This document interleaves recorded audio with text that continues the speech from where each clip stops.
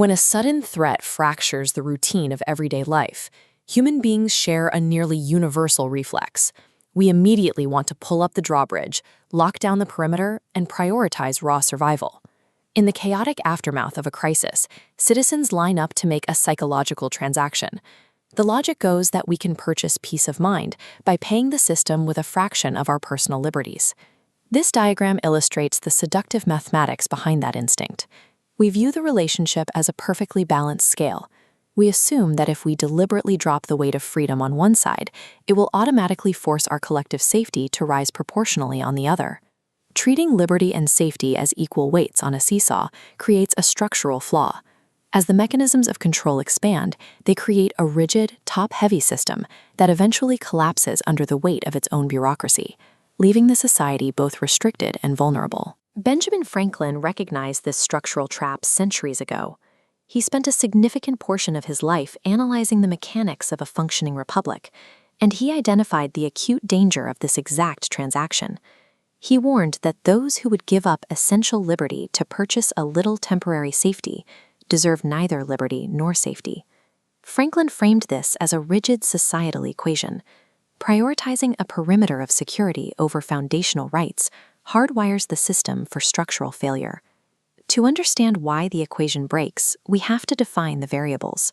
Liberty serves as the load-bearing architectural foundation of an equitable society. Without it, the entire structure loses its integrity. Safety, on the other hand, is the management of risk. The public pursuit of safety often relies on the false expectation that a state of absolute, impenetrable security can actually be achieved. This graph plots safety measures against actual security.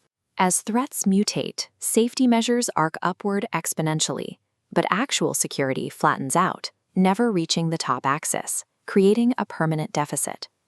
Because the mathematical limit is unreachable, any temporary restriction inherently becomes a permanent fixture. This permanence breaches the initial contract. Citizens find themselves paying a continuous tax on their daily freedom, hoping for a product, perfect security, that the system is physically incapable of delivering. When the system fails to deliver, the immediate bureaucratic response is rarely to admit defeat. Instead, it implements even stricter, more invasive control measures to try and artificially force that mathematically unreachable result. These secondary measures stack on top of each other, creating an immense compounding cost to civic life, while making almost zero mathematical dent in actual risk reduction. The pursuit of absolute security is an insatiable mechanism. It is a structural trap that requires infinite compromise from the public without ever fulfilling its core promise. Once that very first liberty is surrendered, a critical psychological threshold is crossed. The society normalizes the concept that fundamental rights are negotiable commodities, ready to be traded during the next panic. Each successive compromise chips away at the public's immune system. Giving up one right lowers the societal resistance to giving up the next, creating an accelerating chain reaction of restriction. Eventually, a society hits a point of no return. The original, well-intentioned goal of public safety is forgotten by the administrative state, replaced entirely by mechanisms of control, strict public compliance, and endless surveillance. The final state of this compromised society is grim. It is a system completely stripped of its essential freedoms, yet it remains entirely exposed and vulnerable to the exact catastrophic external threats it tried so hard to lock out. This validates Franklin's harshest judgment. If a society actively dismantles its own foundational walls in a temporary panic, it brings about its own ruin. It earns the inevitable collapse that follows.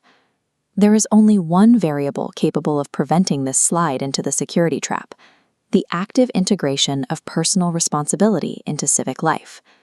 True civic responsibility involves an uncomfortable reality.